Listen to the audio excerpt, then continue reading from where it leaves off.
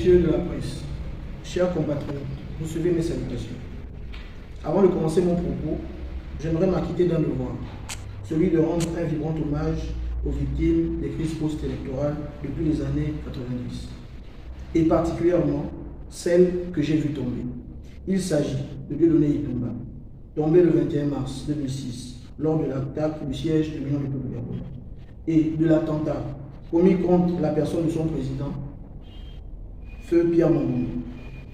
Des compatriotes qui ont perdu la vie à cause de la répression post-électorale conduite par les autorités de l'époque.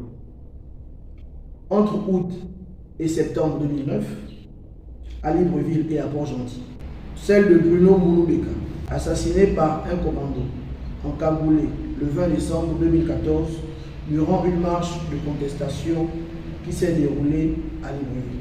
Cet événement continue par me hanter. En effet, je garde le souvenir de la mort effroyable de notre compatriote. Je vis comme une injustice mon arrestation ce jour noir pour soupçon de complicité d'assassinat du fait de ma présence près du corps ensanglanté de notre frère qui s'est effondré sous les balles du système et du pouvoir déchu. Je ressens une amertume car ma plainte contre X, déposée auprès du procureur de la République près du tribunal de première instance de Libreville durant la transition afin de lucider cette affaire, est restée lettre morte. Comment oublier les victimes du 30 août 2016 au QG de Jean-Pierre? Je me souviens comme si c'était hier. Je me vois encore nettoyer avec d'autres compatriotes le sang de ces innocents durant une période où plus personne n'osait approcher le QG à cause des impacts de balles et par peur de représailles.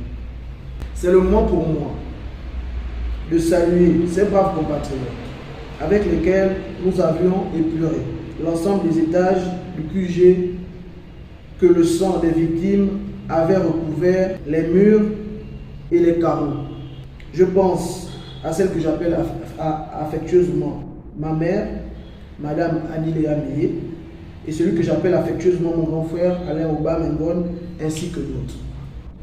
J'ai une pensée toute particulière pour le lieutenant Kémy Ondo et ses frères d'armes, en l'occurrence ceux qui sont tombés et qui ont donné leur vie lors de l'acte héroïque du 7 janvier 2019 à la maison Georges Raouyan.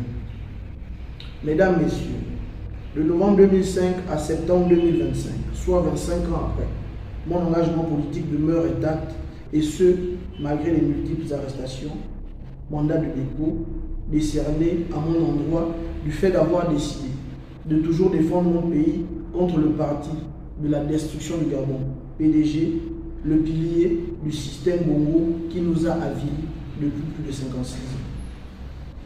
Peuple gabonais, population du 5e arrondissement de la commune de Libreville, je m'adresse à vous ce samedi 13 septembre 2025 pour vous dire que je suis la tête de liste d'une candidature indépendante aux élections locales du 27 septembre prochain pour le compte du 5e arrondissement de la commune de Libreville.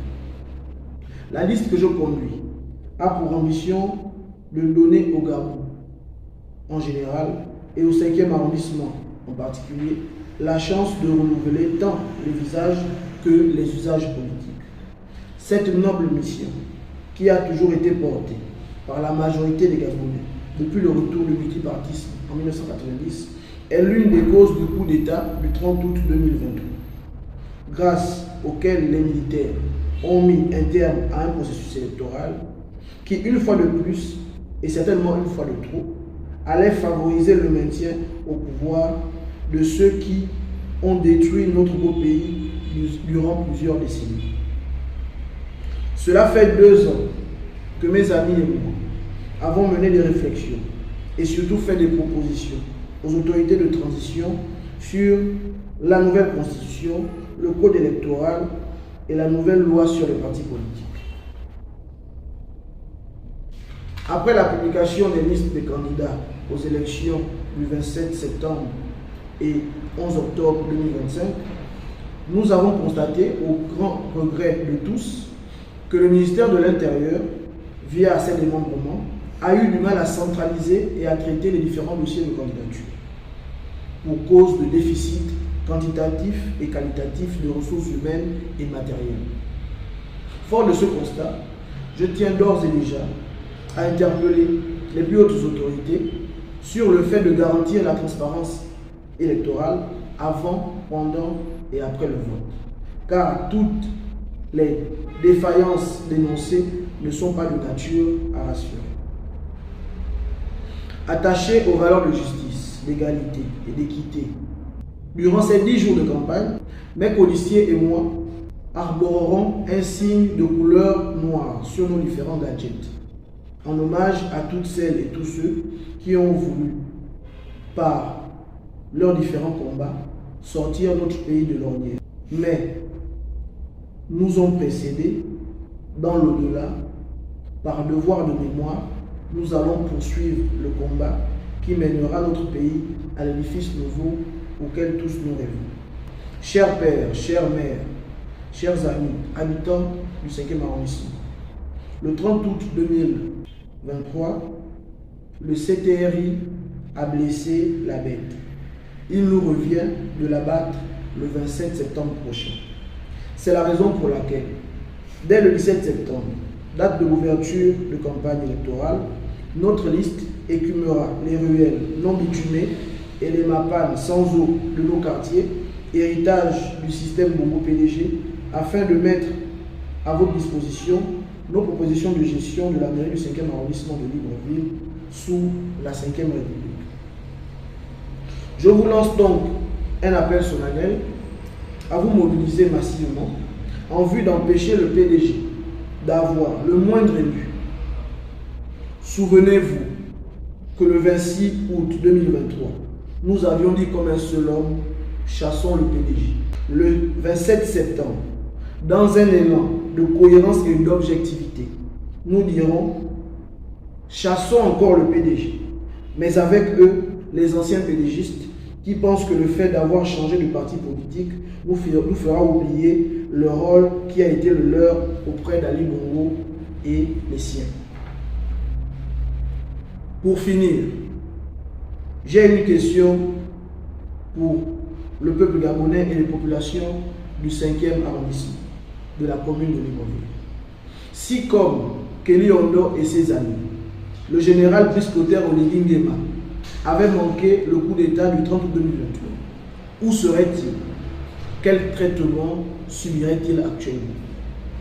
Et pour finir, les pédégistes et anciens pédégistes devenus membres de l'UDP, qui hier étaient les soutiens d'Ali Bongo, le 26 août 2023, quelle aurait été leur appréciation de cette situation? Tout en sachant qu'après l'annonce des résultats par l'ancien président du CGE, certains avaient déjà ouvert des bouteilles de champagne. Chère population, je reste convaincu que si vous vous posez les bonnes questions, leurs bonnes réponses guideront votre choix. Après le 12 avril, il y aura le 27 septembre 2025 et les prochains rendez-vous électoraux n'interviendront que 5 ans plus tard. Je suis Joël Clancy Mapangou, tête de liste du mouvement Jeunesse aux commandes MJC aux élections locales pour le compte du 5e arrondissement de la commune de Libreville. Je vous remercie.